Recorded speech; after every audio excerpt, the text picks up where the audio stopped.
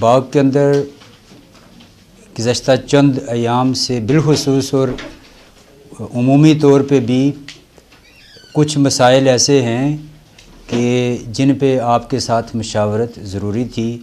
आपके साथ इसी मशावरत के लिए हम सब इकट्ठे हुए हैं। मैं ये चाहता हूँ कि आप तक वो जो हमारी बातें हैं कुछ वो पहुँच जाएं। एक जो ताज़ा तरीन केस है हमारा, जो मालदरा ज़्यादती केस है, इस पे कुछ फैक्ट्स एंड फिगर्स आपके सामने मैं भी रखूँगा और बाद में एसपी साहब भी आपसे बात करेंगे। जब भी कोई क्रिमिनल एक्टिविटी होती है तो उसकी फर्स्ट इंफॉर्मेशन रिपोर्ट होती है। वो जो मुतलका फरीक होता है, अगर तो कोई पब्लिक में बात हो तो पुलिस खुद उसकी कॉग्निजेंस ले सकती है, लेती है। अगर वो पब्लिक में ना हो बात तो फिर मुतलका फरीक इसको मुतलका थाने, अदालत, कचहरी कहीं ले जाता है, कहीं दाद रसी के लिए करता है। तो पहली जगह दाद रसी थाना ही होता है, वहाँ FIR दर्ज होती है। ये वाक़या 18/9 का है और पुलिस के पास ये 2 हफ्ते बाद यानी 5/10 को पुलिस के पास ये जाके तो केस रिपोर्ट होता है। पुलिस ने जो मुस्तगीस पार्टी ने दरख्वास्त दी, उस दरख्वास्त की रोशनी में जो कार्रवाई बनती थी वो मैं आपको आखिर में इसकी वो कापियाँ भी फ्राहम कर दूँगा। वो उन्होंने केस दर्ज किया और जो नामज़द मुल्ज़मान थे इसमें और कुछ नामालूम मुल्ज़मान थे। नामज़द रिपोर्ट में जो इब्तदाई तौर पे मुल्ज़मान थे उनको भी, और जो ट्रेस किए गए, जब तहकीक की गई तो नामज़द लोगों ने उन साथियों को और फिर जो वीडियोस देखी गई उनकी रोशनी में जो मालूम पड़े, जो ज़रा मुस्तगीस पार्टी को नहीं पता था कि कौन कौन से हैं, उन सब को ट्रेस करते हुए इस वक्त हमारे पास जो 7 मुल्ज़मान हैं वो गिरफ़्तार शुदा हैं। एक मुल्ज़िम अयाज़ अहमद वो हाई कोर्ट से अबूरी ज़मानत पे है। एक जो काबिल गिरफ़्तारी मुल्ज़िम है वो फ़ौजी मुलाज़िम है और उसकी हवालगी के लिए प्रॉपरली तहरीक कर दी गई हुई है और ज़ाहिर सरकारी महकमे का आदमी है, फ़ौज का है, तो वो वहाँ से प्रॉपरली उसको हासिल किया जाएगा, केस का हिस्सा बनाया जाएगा। एक ख़ातून है वो हमारे पास हाज़िर रही है और उसकी जो गिरफ़्तारी नहीं डाली, उसकी गिरफ़्तारी को इल्तवा में रखा गया है। ये जुमला वो लोग थे जो इसमें इन्वॉल्व थे और इनको ज़ेर हिरासत पुलिस लाया गया है और ज़ेर हिरासत लाने के बाद तफ्तीश ज़ेर कार है, जो भी उसका होगा। ये तो कुछ फैक्ट्स हैं। अब जब भी कोई वाक़या होता है तो हम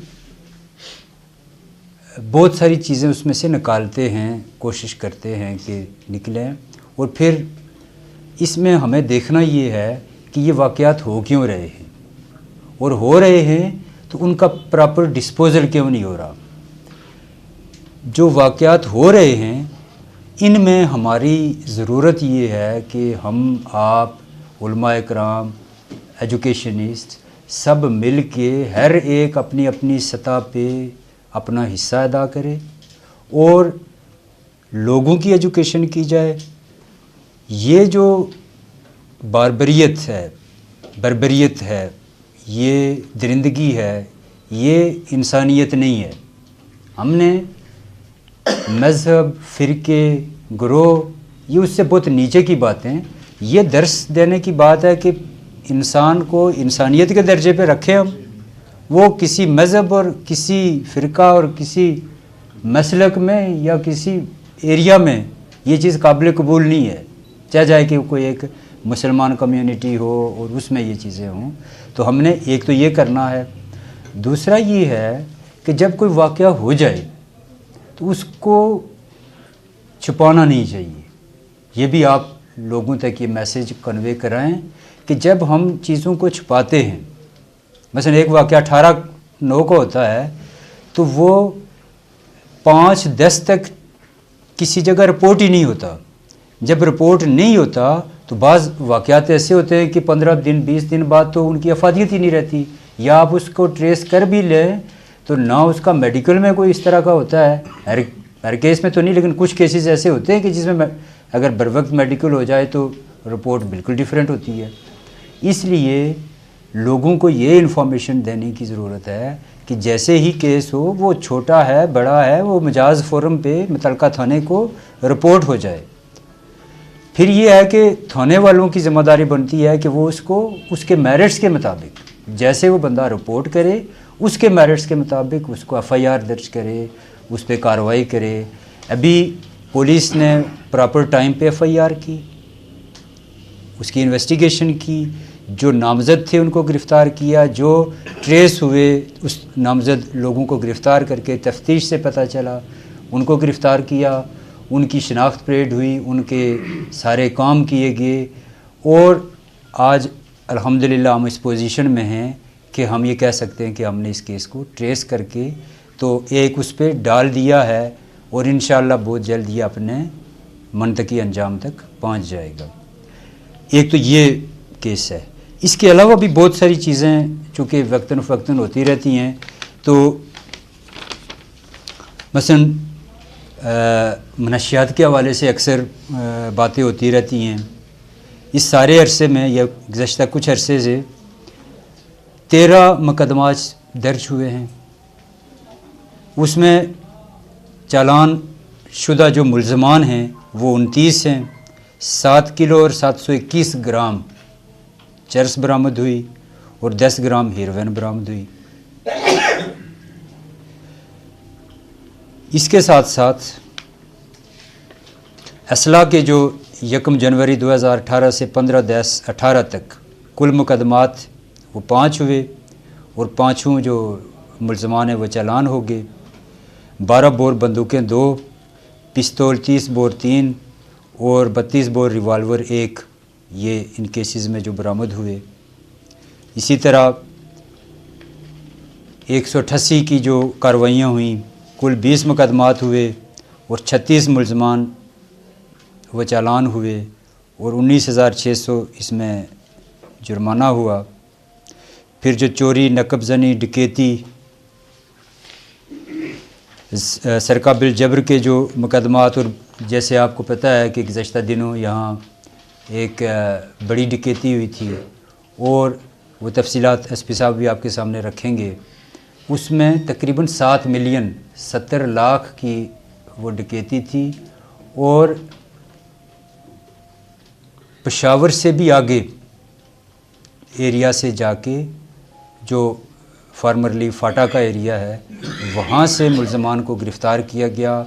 उसमें कुछ अफ़गानी थे, कुछ फाटा के लोग थे, और माल जो मसरूका है, जो करेंसी है, वो बरामद की गई। वो नियर टू इम्पॉसिबल केस था।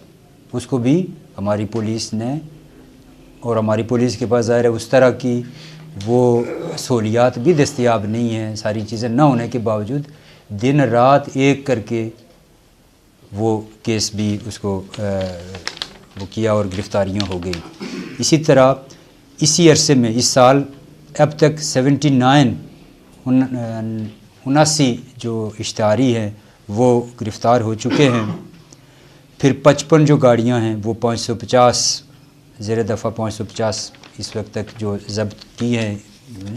तो इसके साथ साथ यानी पुलिस का जो काम है या जो एडमिनिस्ट्रेशन का काम है वो हम अपने तौर पे कर रहे हैं और जारी रहता है।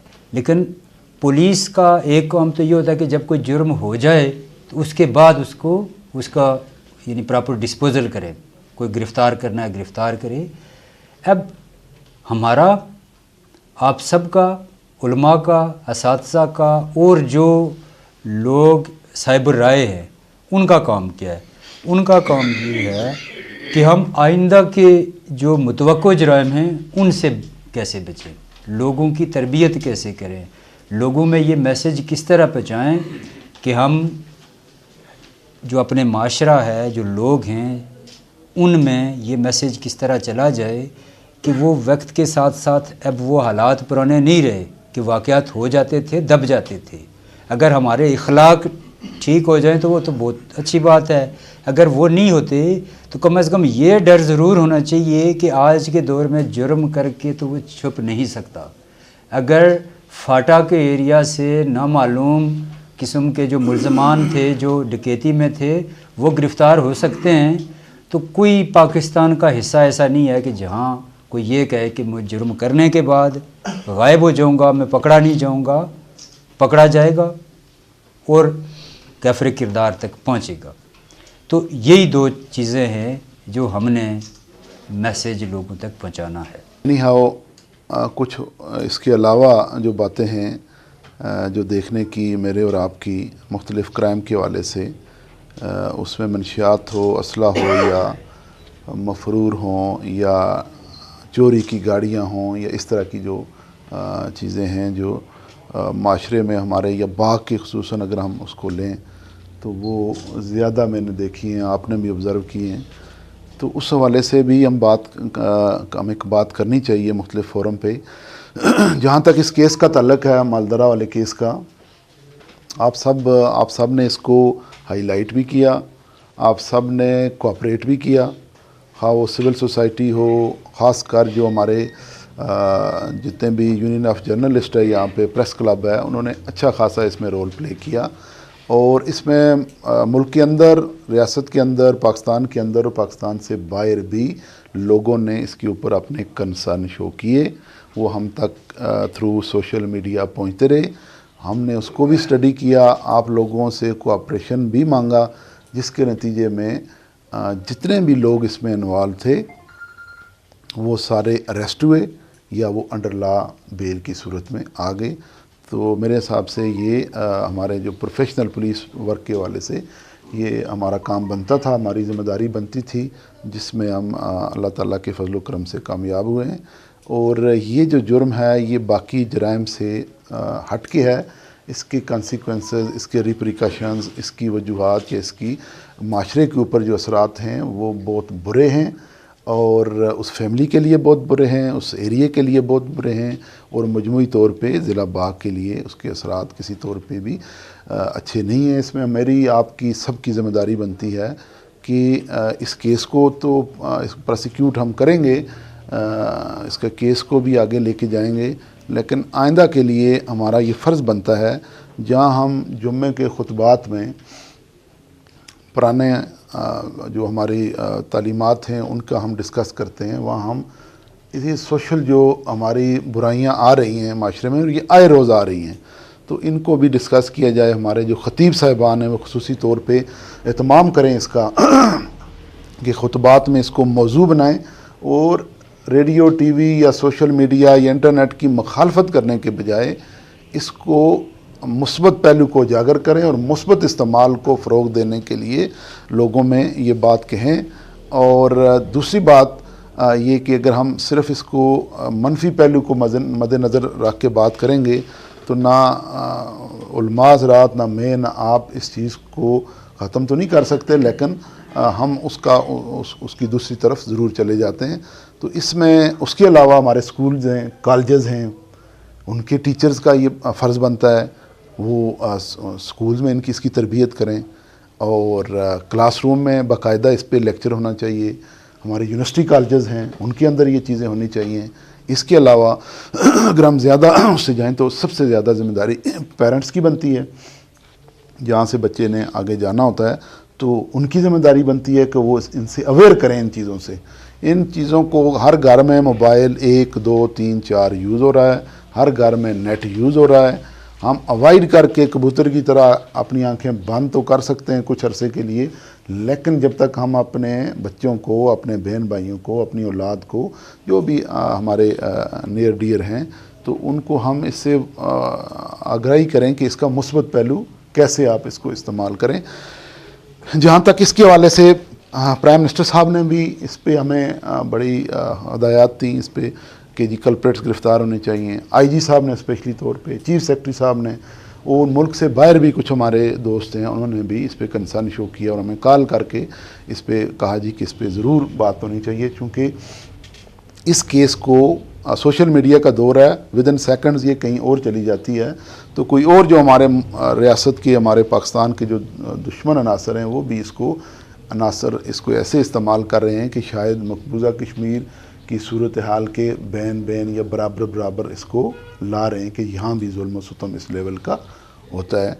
अदरवाइज़ हालांकि ये क्राइम है, क्राइम कहीं भी दुनिया में हो सकता है और होता है, ये उस तरह की कोई रियासत की तरफ से या रियासती अदारों की तरफ से कोई ऐसी बात नहीं थी, बल्कि ये सोशल एक हमारा उसमें ख़राबी आ जाती है वक्तन फ़वक्तन।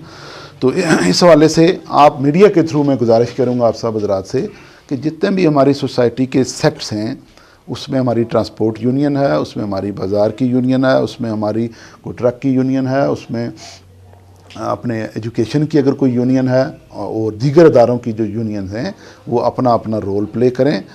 हम कुछ अरसे तक तो हम इसको इधर उधर करके इस केस को कर देंगे, लेकिन ये चीज़ें चलती रहेंगी आगे।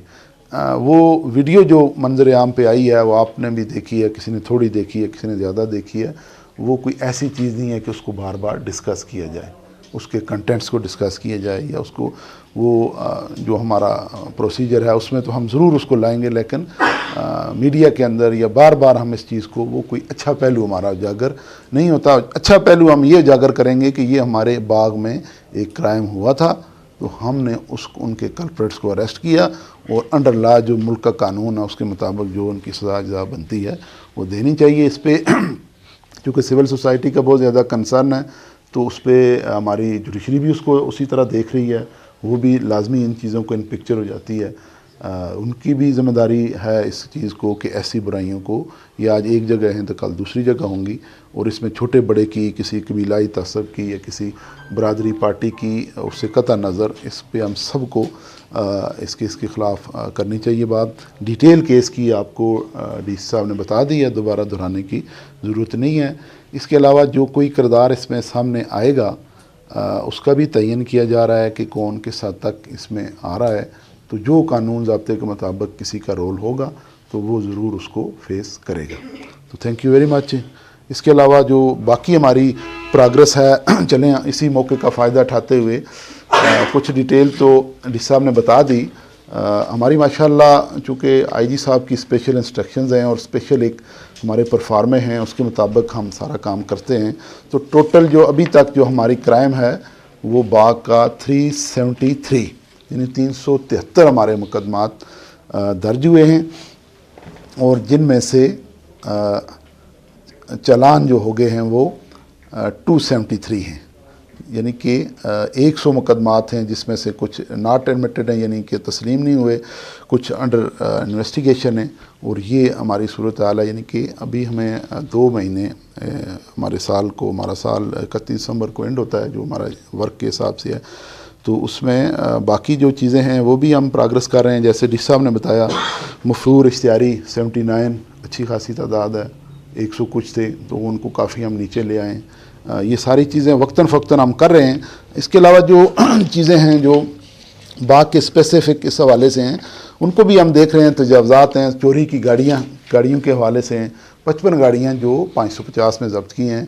इसमें ये भी देखने की ज़रूरत है कि वो गाड़ी जब बग़ैर कागज़ों के बाहर जाती है तो वो कौन से डॉक्यूमेंट के तहत चलेगी रोड के ऊपर, इसमें भी देखने की ज़रूरत है। जो लोग हाँ वो हमारे जुडिशल मजिस्ट्रेट उसको वागदार कर रहे हैं या जो हमारे एडमिनिस्ट्रेटिव जो यूनिट है वो उसको कर रहा है, तो ये भी तयन करने की ज़रूरत है कि कोई भी गाड़ी बग़ैर डॉक्यूमेंट्स के उसके बग़ैर वो कैसे रोड के ऊपर अप्लाई करेगी, कैसे चलेगी, ये भी हमें ही इस चीज़ का देखना है। और इसके अलावा इंक्रोचमेंट्स हैं बाग के हवाले से, दीगर अदारे इसमें BDA है, हमारा बल्दिया है, सफाई के हवाले से हैं, दूसरी चीज़ें हैं।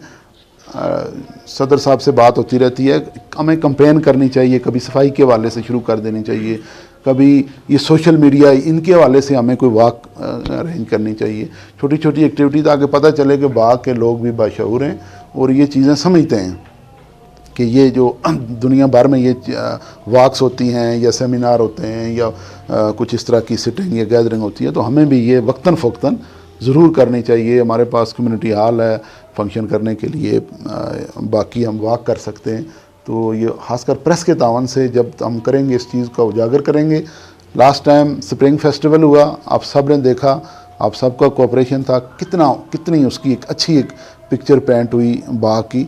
इस वाले से वक्तन फ़क्तन कोई टूर्नामेंट है, कोई इवेंट है, ये ऑर्गेनाइज़ करने चाहिए। और मैं आप सबका इस हवाले से शुक्रगुजार हूँ, स्पेशली चूँकि आज की जो प्रेस कॉन्फ्रेंस थी डी साहब की तरफ से थी, क्योंकि कुछ अरसे से ये चीज़ें मुख्तलिफ़ सेक्ट से ये आ रही थी जी कि फाशी, उरियानी और इस तरह की चीज़ें। तो केस के वाले से तो आपके सामने फैक्ट्स फिगर रख दी हैं।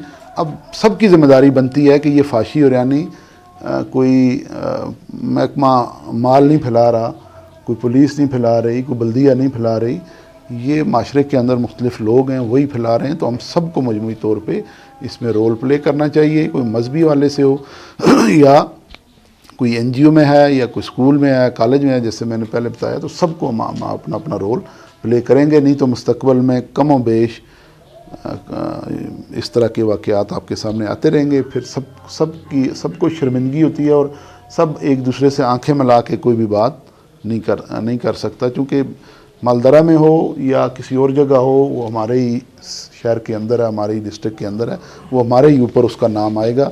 बाहर मैं DC साहब तो ऑलमोस्ट लोकल हैं, मैं थोड़ा सा और 2 गज परे रहता हूँ, लेकिन हम आपके एम्बेसडर हैं, हम आपके सफ़ीर हैं। हम आज यहाँ हैं, हम कल कहीं और होंगे। हम ज़रूर आपकी बात उस जगह भी करते रहेंगे कि वहाँ की सोसाइटी क्या रोल प्ले करती है या किस तरह क्राइसिस में या इस तरह के इश्यूज़ में अपना रोल प्ले करती है, और ये हमें करना चाहिए। यही ज़िंदा और बाशऊर लोगों का यही असूल है और ऐसे ही हमें चलना चाहिए। वो जो मुल्ज़िमान थे उनको आपने गिरफ्तार किया, बाग के लोगों के वैसे सच्ची बात है कि बड़े जज्बात थे इस हवाले से, अगर गिरफ्तारियाँ ना होती। पूछना ये था कि आपने 7 लोगों को गिरफ्तार कर लिया, पूरी जमानत करवा दी, क्या इस वारदात में 8 लोग ही शामिल थे? 7 आ रही हैं, वो 12 की। दूसरा ये पूछना है कि आखिर इसकी बेसिक वजह क्या थी पीछे? 3 पॉइंट आपके आगे कि जी क्या मुल्ज़िमान की तादाद इतनी ही थी। चूँकि इस केस को DSP के लेवल पे हम सुपरवाइज़ कर रहे थे, मैं ख़ुद भी इसको देख रहा था, मैंने उस लड़के को ख़ुद भी इंटरव्यू किया है, काफ़ी देर उसके साथ गुजारा है, तो टाइम गुजारा है, और उससे मैंने बिल्कुल फ्री होके, मतलब फ्रैंक होके बात की है कि तुम्हें कोई छुपाने की ज़रूरत नहीं है, तुम बताओ। तो उसमें जो बंदे ट्रेस हुए हैं, एक तो उसका बयान और एक जो लड़के अरेस्ट हुए हैं। अब वहाँ को 50 बंदे तो थे नहीं कि कोई काउंट होने में कोई मसला हो, कोई 30 नहीं थे, कोई 20 नहीं थे, या वो 5 होंगे, 8 होंगे, 10 होंगे। तो उस मुस्तगीस के बयान के ऊपर और जो लड़के उसमें इन्वॉल्व हैं उनके बयान के ऊपर जो सामने आए, वो फैक्ट फिगर आपके सामने रख दिए हैं। और फिर उन लड़कों की शनाख्त भी उससे कराई है कि क्या ये वाकई थे, और यही सारे अभी तक यही ट्रेस हुए हैं, और यही हमारी ये मुल्ज़मान की हद तक हमारी तफ्तीश मुकम्मल है कि यही लोग इसमें इन्वॉल्व हैं। इसमें एक खातून का भी नाम है, उसके किरदार का भी तयन हम कर रहे हैं। तो ये बात यहाँ तक ही है कि इसके अलावा कोई ऐसी बात नहीं है। इसमें भी हम देखेंगे कि किसका क्या रोल है, लेकिन कतई नज़र किसी के रोल के मजमूई जो चीज़ सामने आई है उसमें किसी ने क्या रोल किया है, लेकिन वो सब उसमें बराबर के शरीक हैं। जो तीसरी बात इसमें जिरगे का जो आप कह रहे हैं, यही कुछ चीज़ों में तो जिरगा बिल्कुल बेनिफिशियल है, होना चाहिए। कुछ ऐसे क्राइम होते हैं उनमें इस मामले में जिरगा किसके किरदार का क्या तयन करेगा, क्या सजा अदा करेगा।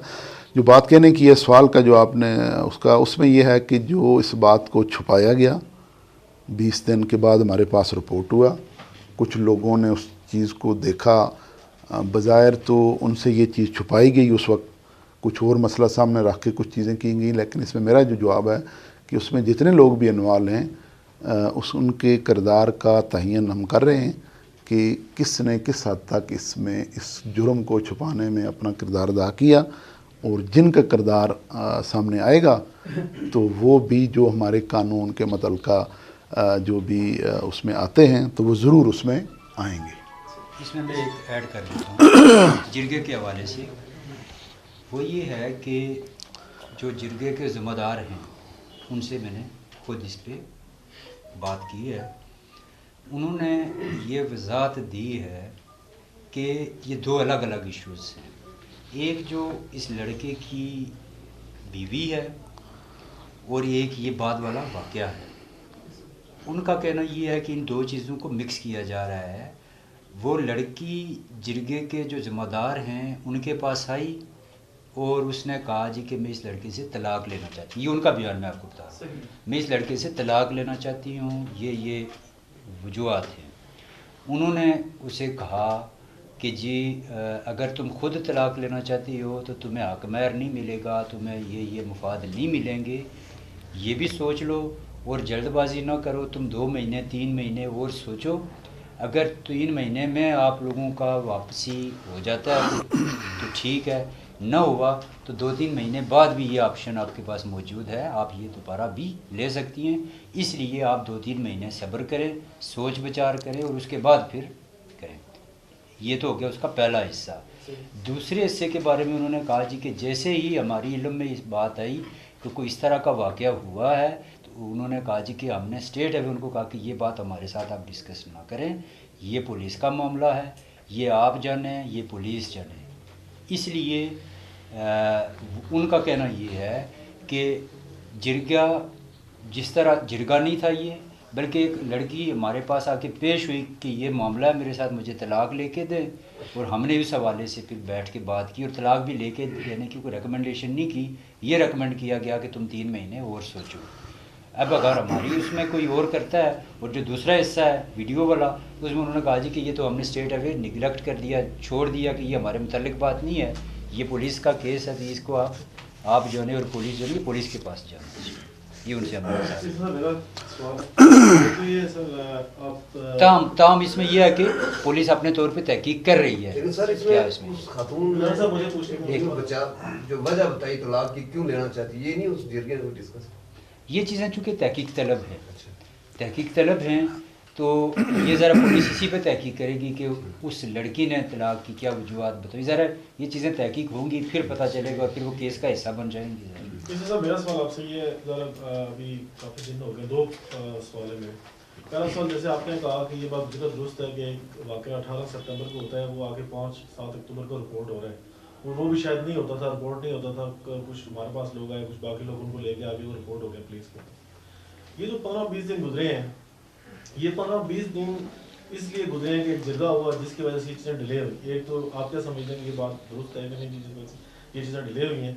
और दूसरा सर आपसे ये पूछना हूँ, आपने कहा कि जिरगे का जिम्मेदार वो कौन लोग हैं, और ये जिरगा किसके कहने पे किसने बुलाया था जिरगे को, और जिरगे में लोग कौन और ये जिरगा बुलवाया किसने है। तो हमने कल बड़ी डिटेल मुलाकात की है उस नौजवान से भी, उसकी बाकी फैमिली से भी, उनकी तरफ से ये था कि ये जिरगा हमें कोई पता नहीं है, हमें वहाँ बुलाया गया कि ये लोग आपको बुला रहे हैं। तो ये जिरगा बुलाने वाला कौन लोग था, जिरगा किसने जिरगे वालों को कहा कि आप जिरगा करें, उस बंदे का नाम अभी तक कहीं सामने नहीं आया कि जिरगा बुलाया किसने है, और जिरगे में लोग कौन थे, कितने लोग थे। इसमें ऐसे गुजारिश है कि ये तो उस लड़के का बयान है और जो जिरगादार थे उनके नाम भी हमारे पास हैं। एक्चुअली जो उनका जो स्टांस सामने आया है, मौक़िफ़ सामने आया है कि जिरगा, हमने जिस तरह डी साहब ने कहा कि उन्होंने वीडियो वाला या इस तरह के मामले को छुपा के रखा और दूसरा इशू सामने रखा, उनका जो मौक़िफ़ है। अब उसके मुताबिक उन्होंने जो भी किया कर दिया। अब जब हम उनसे पूछते हैं कि ये बात चूँकि पुलिस के एंड पे आ जाती है कि ये कैसे मुमकिन है, जिस तरह उन्होंने सवाल किया कि अगर कोई लड़की तलाक मांगती है तो अगला लामाला पूछता है कि इसकी रीज़न क्या है, फिर रीज़न में डिटेल में जाता है, फिर इतनी जल्दी उस पर डिसाइड नहीं होता। इसीलिए उसका जवाब मैंने आपको दिया कि मुमकिन है कि उस जिरगे में 5-10 बंदे हों, जो हमारे पास रिकॉर्ड है जितने भी हैं उसमें हम देख रहे हैं कि किस बंदे का रोल क्या था और किसका रोल मुस्बत था या मनफी था, या किसने क्या उसका किया, उसका तयन करके हम उनको अगर आप बता दें जिरगे में लोग कितने थे और जिरगा कौन, आप नाम किसी का नहीं बता रहे ना, आप तो जनरल बात बता रहे। देखें 6 से 8 बंदे थे, ठीक है। अब जो इसकी स्टेटमेंट है, जो विक्टिम है, विक्टिम की स्टेटमेंट के मुताबिक और दूसरों की भी स्टेटमेंट ऑलमोस्ट यही है, कोई 1-2 बंदे आते जाते हैं तो वो समझ लें कि 1-2 का फिगर ऊपर नीचे भी हो सकता है, लेकिन इतने बंदे थे, उनकी स्टेटमेंट्स हमारे पास आ गई हैं, वो हमारे पास हाज़िर हो गए। हम ये देख रहे हैं कि उन 6-8 में से 10 में से कि किसका क्या रोल है। अगर किसी का रोल क्रिमिनल ऑफेंस के हवाले से सामने आया, क्रिमिनल ऑफेंस मीन कि अगर किसी को ऑफेंस का पता है और वो उसको छुपा रहा है, तो उसमें कानून बिल्कुल वाज़ेह है तो उस जिस किसी का रोल मुतय्यन होगा तो उसके मुताबिक उसके खिलाफ भी कार्रवाई होगी। नाम आपको बाद में दे दी जाएंगे, हमारे पास उनकी डिटेल स्टेटमेंट है उनकी कि उन्होंने क्या वहाँ पे जिरगा क्या किया। चलें लेट इट इसको हम डिस्कस कर लेंगे बाद में सारी बातें। मेरा सवाल ये है कि ये तो ठीक है, आपने बड़े अच्छे इक़दाम किए, मुल्ज़मान को भी आपने गिरफ्तार किया 7-8-6 साल जो। मेरा सवाल ये है कि इस किस्म के जो ये घिनौने किस्म के इक़दाम ये जो बाग में 2-3 माह से हो रहे हैं, एक लड़की को भी अगवा किया गया, कहीं रखा गया, क्या हुआ इस किस्म के किसी बाग बरामद करना, आपको पता है इतना बड़ा ये हाईलाइट हुआ है, इंग्लैंड तक बात की और उसके बाद इंडिया ने भी इसकी टीवी में भी इसके लिए बाकायदा तबसरा हुआ है। तो बाहर कोई तबसरा अगर का होना है, आपका इक़दाम अच्छे हैं। आपने ये हिस्सा में बताया कि 70 लाख रुपए की चोरी बरामद हुई जो बैंक डकैती थी, वो बहुत बड़ा अच्छा इक़दाम आपने उठाए और पेशावर से भी आगे जो उन्होंने इलाका बताया हुआ है। लेकिन मैं ये पूछना चाहता हूँ कि बाकी जो चोरियाँ जो जमान चौक में एक चोरी हुई थी, बाकायदा उन्होंने इस किस्म के हथियार वहाँ इस्तेमाल किया, मैं देखकर हैरान हो गया वहाँ, वो बरामद भी हुए। उसके बाद ये जो हाजी चौक में एक चोरी हुई घर में, क्या वो मुलजमान गिरफ्तार हुए हैं?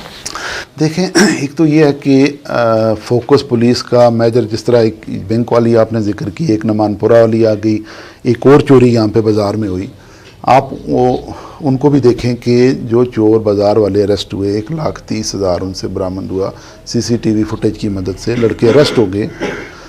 लड़के जब अरेस्ट हो गए, बरामदगी हो गई, तो हमारी इसीलिए जो मैं पहले बात की थी कि सिविल सोसाइटी को रोल प्ले करना चाहिए, तो सारे लोग इकट्ठे होके कोर्ट में आ गए कि जी इन 2 की ज़मानत हमें पैसे मिल गए तो इन 2 की बेल की जाए। अब बेल उसी खाते में उनकी बेल हो गई। मीनवाइल हमने स्टडी किया तो पता चला ये 2 लड़के तो पिंडी आरे बाज़ार में फलां मुकदमे में डकैती में, इसी साल की डकैती में मतलूब हैं। तो हमें हमारे लिए सोशली भी अपना, और वो एक तो होता है ना, एक वो पेशावर चोर, उसकी कोई किसी को मायत नहीं करनी चाहिए। अगर कोई लड़ाई झगड़ा या छोटी मोटी कोई बात है तो उसमें हो जाता है चीज़ें इस तरह की पेचअप ही हो जाता है। तो सोसाइटी को अब बजाय इसके कि इस पे आना चाहिए कि इनको तो, इनकी तो बेल होनी ही नहीं चाहिए, इनको तो जितनी सख्त से सख्त सज़ा दे सकता है कानून देनी चाहिए। लेकिन उसके अगेंस्ट क्या है कि वो उनको उनके अगेंस्ट सारे लोग इकट्ठे होकर आ गए। मुझे जो कोर्ट ने जो बताया, जो बात की कि ये तो अजीब बात हमने देखी। तो ये एक ये बात। दूसरी, जिन चोरियों का आप जिक्र कर रहे हैं, हम कोशिश करते हैं कुछ चीज़ें हमारा ये मेरे इधर आए हुए, मुझे एक चीज़ एक इशू आता है, उसके बाद एक इशू और आ जाता है, उसके बाद एक इशू और आ जाता है, ठीक है, बड़े इशू। अब फोकस हो जाता है जो छोटी, जिस तरह आप कह रहे हैं छोटी चोरियां, घर में किसी ने अटेम्प्ट की, एक जगह से हो भी गई, एक जगह अटेम्प्ट हुई, तो वो ट्रेस नहीं हो सकी। उसकी रीज़न भी यही है कि बड़े ऑफेंस के ऊपर हमने फोकस किया तो वो थोड़ा सा साइड लाइन हो गया। तो इंशाल्लाह हम उस पर भी कर रहे हैं, उस पर भी कर रहे हैं, उसको इस तरह नहीं छोड़ेंगे।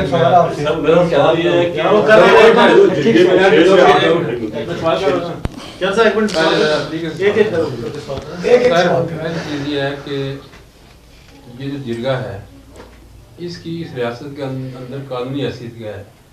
फिर जिरगे के हवाले से ऐसे लोग उसमें शामिल होते हैं कि जिनकी अपनी पोजीशन क्या होती है। ये इस तरह के जितने भी प्रोग्राम चलते हैं तो आखिर में जिरगों के नाम पे उस पर लिपाई कर दी जाती है।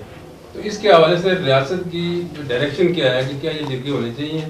और अब उनकी बयान से ये साबित हुआ कि जिरगे वालों को इल्म था कि ये वाक़ा हुआ, उन्होंने क्या पुलिस को इत्तला की?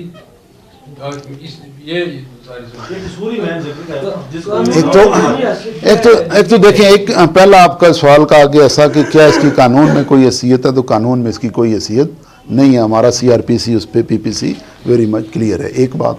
दूसरी बात ये कि हम तो इसी पे कर रहे हैं तफ्तीश। पहला तो हमारा फोकस था कि मुल्ज़मान गिरफ्तार हों, ताकि हमें फैक्ट्स फिगर का पता चले कि एक्चुअल बात हुई क्या है। अब वो हमारे पास आ गए। अब नेक्स्ट स्टेप हमारा आ गया जी कि जिरगे वाले कौन थे, उनका रोल क्या था। उसी का मैं कह रहा हूँ कि वो आप के सामने जल्द ही वो चीज़ आ जाएगी। कुछ चीज़ें बिफोर टाइम डिस्क्लोज़ करनी, चूँकि तफ्तीश हो रही है इसकी, वो हम इसीलिए मैं बार बार कह रहा हूँ कि उनके किरदार का तयन किया जा रहा है। ये पॉसिबल नहीं है कि जितनी बात वो बता रहे हैं वही बात हो। ये बात जहन कॉमन सेंस नहीं मानता कि आप एक इशू देख रहे हैं, एक लड़की को तलाक दिला रहे हैं और रीज़न आपको पता नहीं है और रीज़न इतनी सॉलिड नहीं है या इतनी डिटेल में आप डिस्कस नहीं कर रहे, वो हम चीज़ें देख रहे हैं, वो लेट इट, वो पुलिस के ऊपर आप छोड़ें। आपने जैसे पहले एतमाद किया है तो आपके एतमाद को ठेस नहीं पहुंची, यहाँ से आगे भी नहीं पहुंचेगी। और जिस तरफ आप इशारा कर रहे हैं, प्राइम मिनिस्टर से लेके आईजी से लेके हर एक ने कहा कि बिला तखसीस किसी के इन्फ्लुएंस में नहीं आना, कोई किसी को नहीं देखना, आपने जो जिसका रोल है उसके मुताबिक आप कार्रवाई करेंगे। हमें क्लियर कट इंस्ट्रक्शंस हैं, किसी तरफ से कोई ऐसी बात नहीं है कि किसी ने कोई अप्रोच किया हो या कोई ऐसी बात की हो। सिर्फ ये है कि जो ऑफेंस को छुपाया गया 20 दिन, 15 दिन, 18 दिन, तो इस हवाले से जिसका जो रोल होगा कानून में उसके लिए चीज़ मौजूद है तो उसको उसके मुताबिक फेस करना पड़ेगा। एक चीज़ मैं इसमें वजाहत कर दूँ कि जो चीज़, एक तो ये है कि किसी तरफ से कोई ये नहीं कहा गया इन्फ्लुएंस के ज़मन में कि ये करें ये ना करें, एक तो ये बड़ी लाउड एंड क्लियर है। दूसरा ये है कि आप वक्त से पहले तयन कर दें, हम वक्त से पहले आपको बता दें कि इसमें फ़लाँ फ़लाँ शामिल थे और उनका ये किरदार था, फिर काबिल तफ्तीश बात ही नहीं रही ना। हमने यही चीज़ करनी है कि ज़बानी बात हो गई है, एक तरफ से भी हो गई, नहीं देखिए ना नाम आपको दे देंगे तो मेरे पास अभी है नहीं है, अभी मैंने इसमें शायद लिखे नहीं हो। आज आप नाम शाये कर दें, कल हमें पता चले कि ये उस तरह नहीं था, ठीक है। तो इसलिए ये होता है कि मसलन नाम हमने छाप दिए अखबार में, तो कल हम ये कह भी दें कि भाई ये शामिल नहीं थे या इनका ये किरदार नहीं था, तो फिर वो नाम तो वापस नहीं आएगा ना। इसलिए हम ये कहते हैं कि जिस तरह बाकी मुल्ज़मान जब तक गिरफ़्तार नहीं हुए, ट्रेस नहीं हुए, ट्रेस हो गए, उनका तयन हो गया कि किसने क्या किया हुआ है, वो नाम हम हमारे पास है, हम आपको दे देंगे। बाकी भी हम आपको दे देंगे, लेकिन रिक्वेस्ट ये करेंगे कि नाम उस वक्त तक ना छापे जब तक उनके किरदार का तयन ना हो जाए। सवाल मेरा ये था कि आपसे पहले प्रेस कॉन्फ्रेंस हो रही थी प्रेस क्लब में जी, बार के एक ज़िम्मेदार की तरफ से प्रेस कॉन्फ्रेंस की गई जिसमें उन्होंने बार बार इस वाक़े और बाकी वाक़यात के नतीजे में गैंग का लफ्ज़ इस्तेमाल किया कि गैंग थी। तो गैंग अमूमन एक प्रोफेशन ग्रो होता है जो मुख्तलिफ वाक़यात करता है। तो एसपी साहब, क्या बाग में मुख्तलिफ वाक़यात के पीछे वाक़यात की कड़ियाँ एक दूसरे से मिलती हैं? क्या यहाँ पे कुछ गैंग्स मौजूद हैं? एक चीज़। दूसरा, डिप्टी कमिश्नर साहब, आपसे मेरा ये सवाल है कि इस वाक़े के नतीजे में सिविल सोसाइटी की तरफ से जो पेशरफ्त हो रही है, आए रोज़ प्रेस कॉन्फ्रेंसेस पॉलिटिशियंस की तरफ से, और 18 को एक मुजाहरा भी हो रहा है।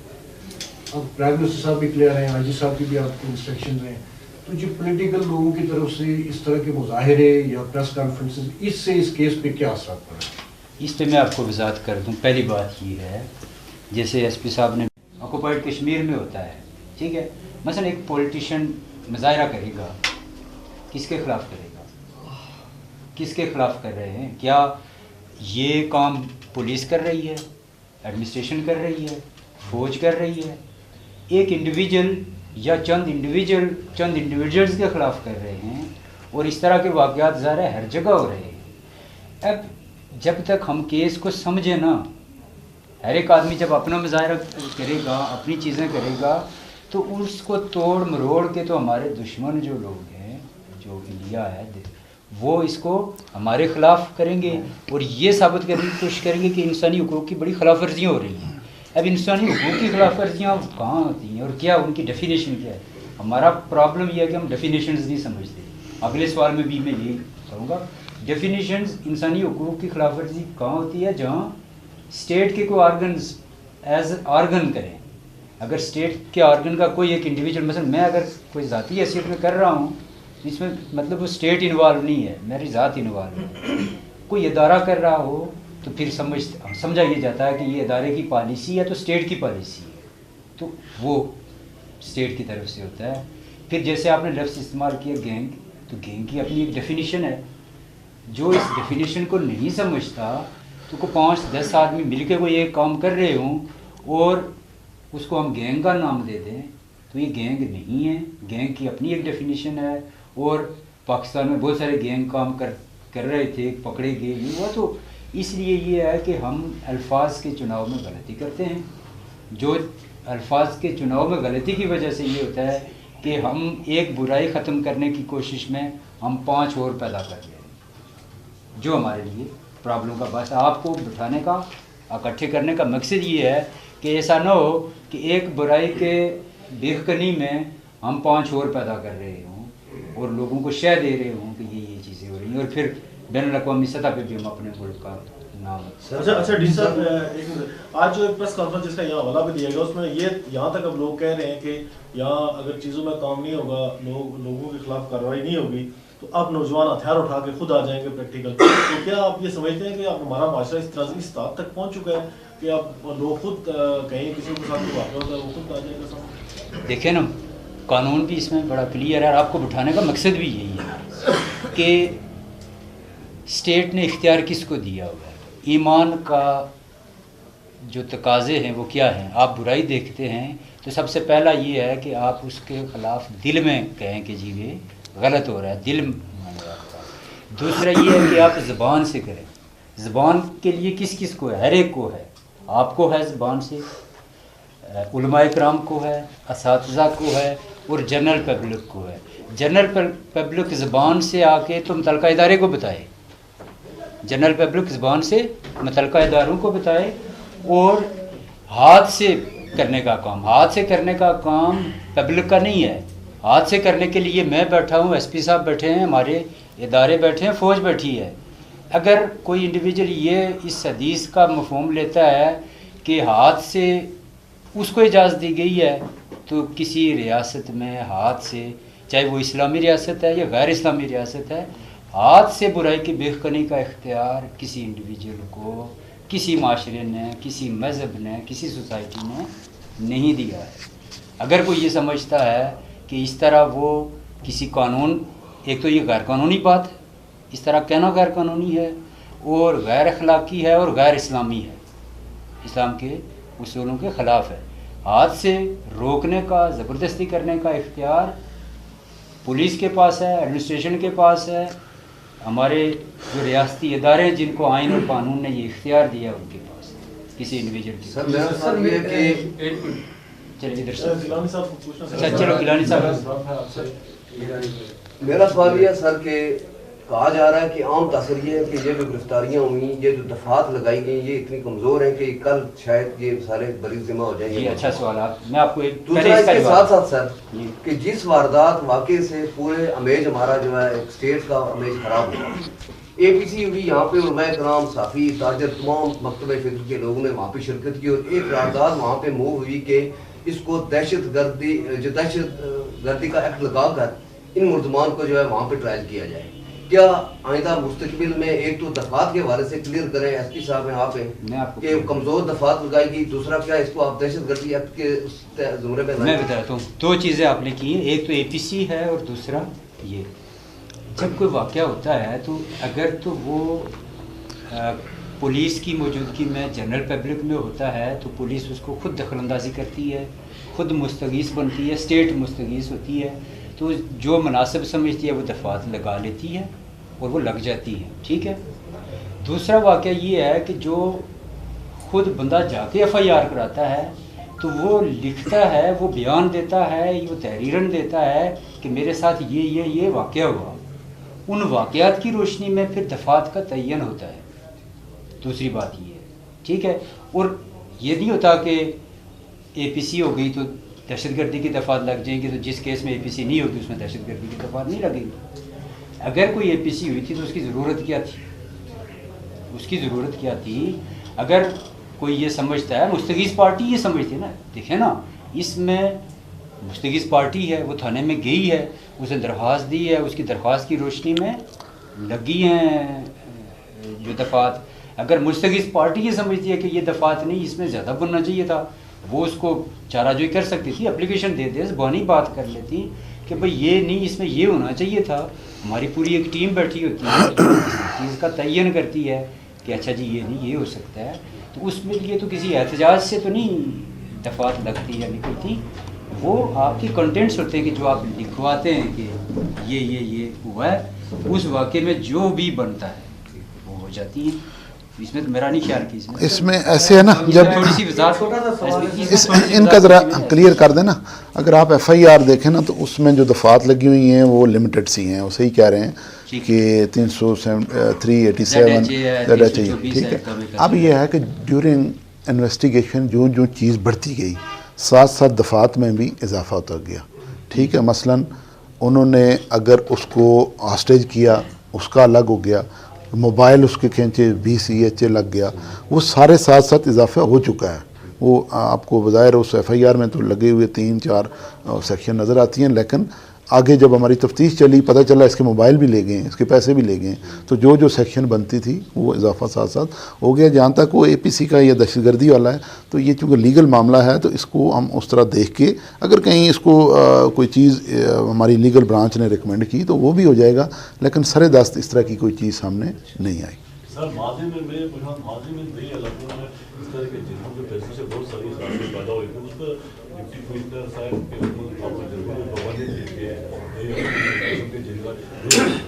वो नहीं कर सकते क्योंकि कानून मौजूद है, यहाँ इदारे मौजूद है, वो जिलों के अंदर ऐसे फैसले न किए जाए। या जिले के जिस तरह आपने बताया 6 से 8 लोग उसमें शामिल हैं, उनको ये अख्तियार हासिल था कि वो इस किस्म के फैसले करें और उनके लिए कानून में जो उनका किरदार है उनकी सजा दिला के उनको तैयार किया हुआ। देखिए ना, मैं इसमें बता देता हूँ आपको कि एक तो जिरगों की कोई इस तरह की कानूनी हैसियत नहीं है, दूसरा ये है आप इसको समझें कि जिरगा में दोनों पार्टियां मौजूद थी और जिरगादार थे, तो अगर किसी बंदे को ज़बरदस्ती जिरगे में ले जाया गया तो किसने उसको रोका कि वो पुलिस के पास, वो एडमिनिस्ट्रेशन के पास ना आए? क्या उस किसी ने बांध के रखा, किसी ने उसको होस्टेज रखा, किसी ने ज़बरदस्ती की? अगर की तो वो क्यों नहीं आया? यही चीज़ें आपको बताने की ज़रूरत है कि भाई जो बंदा जिरगे में जाता है, कोई उसे ज़बरदस्ती ले जाता है, तो वो क्यों नहीं एडमिनिस्ट्रेशन के पास, पुलिस के पास, थाने के पास रिपोर्ट करता जी कि मुझे इस जिरगे में ले जाया गया, मेरी मर्ज़ी नहीं थी तो मुझे इस जिरगे में ले जाया गया, मेरे साथ ये गलत किया गया। उमूमन वो तो होता है कि जिरगे में आपके ख़िलाफ़ फैसला आ गया तो आप आते हैं, लेकिन आप उस जिरगे में बैठते क्यों? आप उसमें बैठे हैं और जब आपकी मुवाफ़क़त का फैसला नहीं आता तो फिर आप उठे।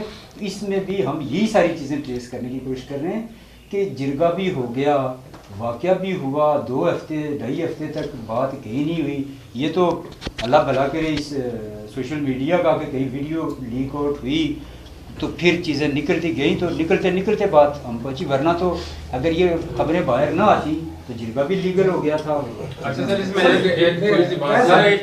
एक सवाल अगर कुछ पानी भी रखी दी है जगह काट सर, मुझे सर एक मिनट सर ये जानना चाहता हूँ कि मुल्क के कानून के मुताबिक इसकी जो कार्रवाई है क्या हो सकती है?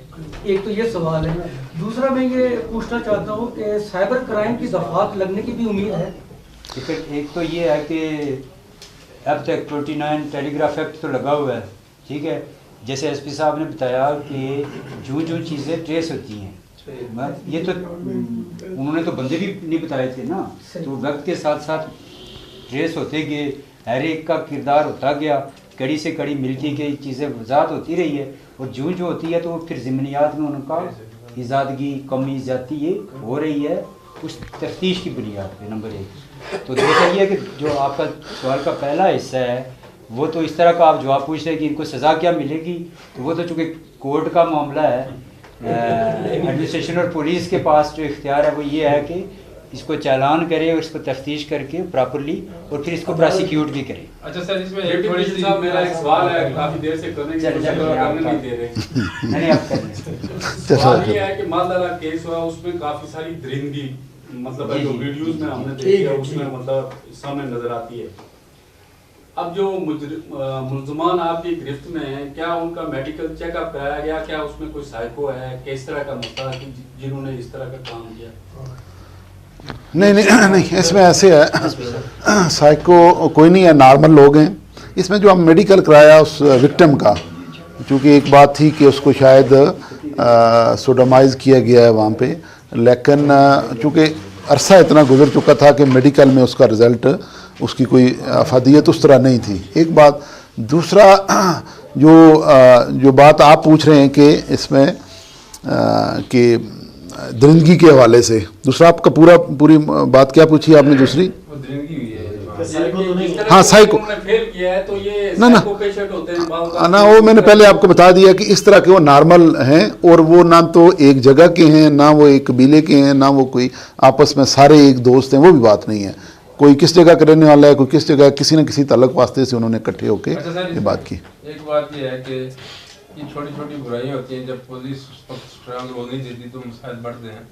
अभी ये एक खबर 15 दिन पहले की बात है या 10-12 दिन कि नक्कर बनी सारी का एक मकान जलाया गया है गरीब आदमी का, शेख मजीद नाम है गालिबन उसका, और वो बंदा जो है अभी 15 दिन हो गए हैं, वो अभी तक वो जंगलों में फिर रहा है और अरेस्ट नहीं हो रहा, और वहाँ के मुकामी लोग भी उससे डरते हैं। तो अगर ये इस तरह इन लोगों को खुली छुट्टी होगी, लोग गरीब लोगों के मकान जलाए जाते रहेंगे, तो फिर लोग क्या करेंगे? वो आपस में भी जला दिए ना, वो हॉस्पिटलाइज था, हॉस्पिटल में था वो। असल में ख्वातीन उसमें इन्वॉल्व थी, एक वो लड़का था, तो उन्होंने मिल के उनका मतलब घरेलू वो आपस में रिश्तेदार हैं, कोई इस तरह का कोई वो एक्ट नहीं है उसमें। वो रिश्तेदार लड़कियां मिल के उन्होंने वो जला दिया, तो वो लड़कियां भी अरेस्ट हो गई थी। लड़का ठीक आप कह रहे हैं एट लार्ज है, वो थोड़ा सी हमारी टेंशन इस केस के ऊपर आ गई थी, डाइवर्ट हो गई थी, लेकिन उसको भी अनअटेंडेड हमने नहीं छोड़ा।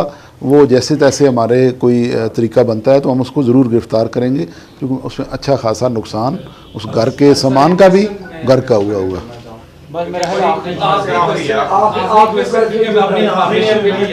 सीनियर लोग बैठे हैं सर, क्योंकि हमें लोगों से इंटरेक्शन करनी पड़ती है, मिलना पड़ता है। साइबर क्राइम के हवाले से सपोज दैट कि रियासत में अगर किसी को शिकायत है तो आज़ाद कश्मीर में वो किससे रुजू करे? पुलिस के पास क्या इतनी सलाहियत मौजूद है हमारे आज़ाद कश्मीर में? उसमें ऐसे है कि यहाँ पे साइबर एक्ट या साइबर ऑर्डिनेंस नहीं है। हमारे यहाँ हम कार्रवाई करते हैं टेलीग्राफ एक्ट के तहत, जिसमें आप उसमें ये सारी शामिल हैं, ये सारी चीज़ें।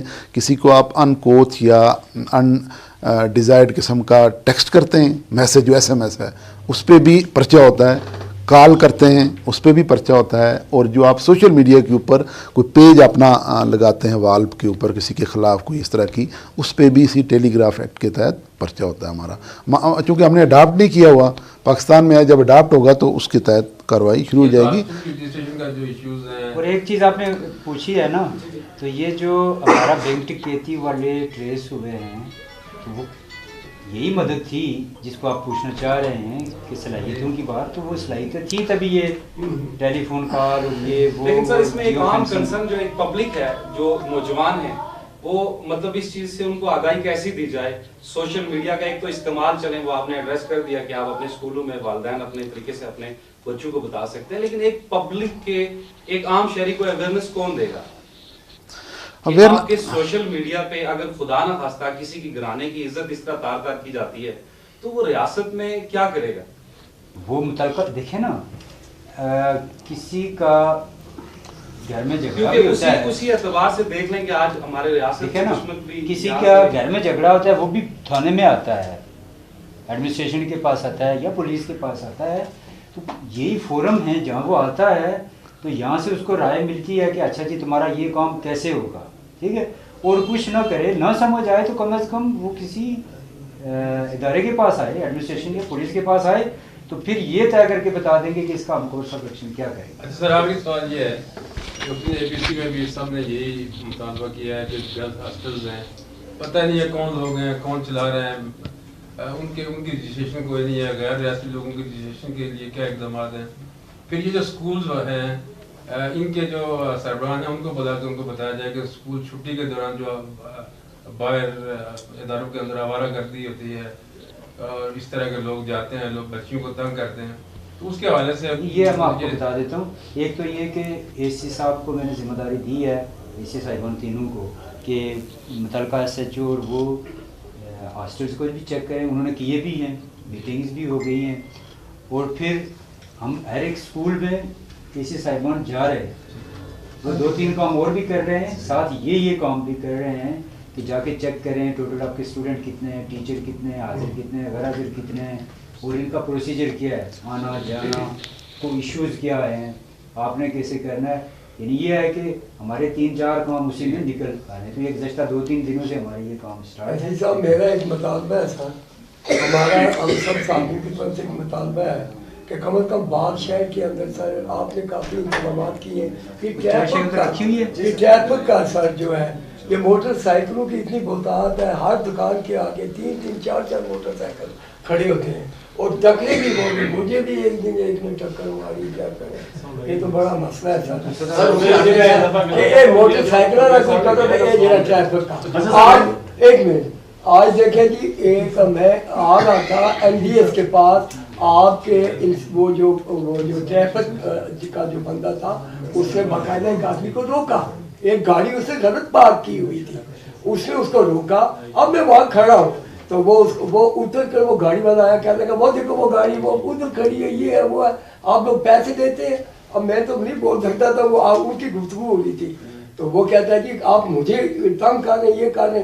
तो वो गया तो मैंने कहा आप इसका नंबर नोट करें, नंबर नोट करके अपने काम को बताएं और इसने जो तरी तुरी आपको दिया तो उस ये प्रोसेस जो है ये लीगली जो प्रोसेस, तो आप प्लीज़ ये एक तो सीसीटीवी कैमरास जो लगे हैं वो काफ़ी हेल्पफुल होते हैं कि चलो उससे जराइम में भी पकड़े भी जाए।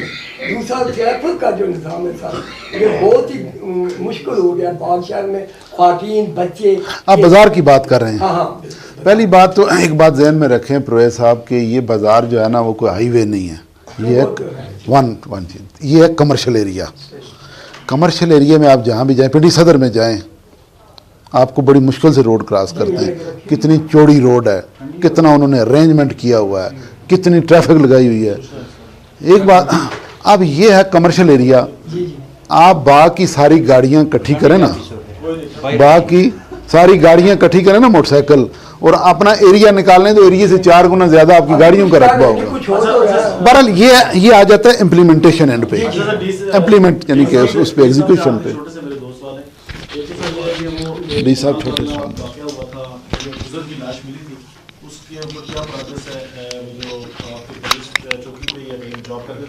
ठीक है सर, ये जो आपने कहा कि एक ये जो मुलजम था जिसने अबूरी बेल करवाई हुई थी और कल मेरे ख्याल में उसने अपनी हाजिरी नहीं दी है, अभी लेटेस्ट उसका क्या स्टेटस है, कहीं हाईकोर्ट में फिर गया है, उसकी कानूनी पोजीशन उस बंदे के हद तक क्या है। तो बाकी एक एफआईआर में एक आध को बंदा और भी नामजद है जो अभी अरेस्ट नहीं हुआ है, इनके हवाले से क्या मतलब इस वक्त जो है इन्वेस्टिगेशन? देखिए इसमें उसने जो 4 बंदे नॉमिनेट किए, 2 अरेस्ट हो गए और 2 अरेस्ट नहीं हुए, ठीक है एक बात। लेकिन जो हमने बंदे अरेस्ट किए तो उनसे पता चला जी कि ये तो चलें इसने लिखवाए हुए उनको हम इन्वेस्टिगेट करेंगे। ये तो जो कि लड़कों के नाम जानते ही नहीं था, ठीक है, ये शक्ल से किसी को पहचान सकता है, कोई थोड़ा बहुत जो भी स्क्वाडी है। बाकी लड़कों ने बताया जो अरेस्ट हुए कि उन्होंने बताया कि फलान था, दूसरे ने कहा फलान था। ये 2-3 एक विंग से थे, 2-3 दूसरे उसके थे, 2-3 इस तरह मिला के, यानी कि वो एक उस चीफ मुलज़म जायद जिसका सारा ये इसमें रोल है, मेन रोल उसी का है। तो ये नहीं कि ये सारे लड़के उसके जानने वाले थे, उसने दूसरे को बताया, 2 वो ले आया, तीसरा तो ले आया। ये उस तरह से ऑर्गेनाइज कोई ग्रुप नहीं है या गैंग नहीं है, बल्कि ये इस क्राइम के लिए इकट्ठे हो गए थे। सर इसमें कहीं कोई पैसों की मांग में आया कि कहीं कोई ऐसा पीछे इनके पीछे कोई है बंदा जो पैसे इनके दे के हायर किए कर। देखें ये चीज़ें तफ्तीश की आ जाती हैं कि अब वो सारे उनको जो उसके चीफ मुलज़म था उसको तो इंटरेस्ट था उसकी तो मतलब क्लोज रिलेटिव थी। बाकी किस तरह इन्वॉल्व हुए, दोस्ती यारी में हुए, क्या पता कोई पैसा इसमें इन्वॉल्व हुआ हो, उनको क्या पड़ी है कि वो ये एक्ट करें। तो ये सारी चीज़ें इन्वेस्टिगेशन में आ जाएंगी।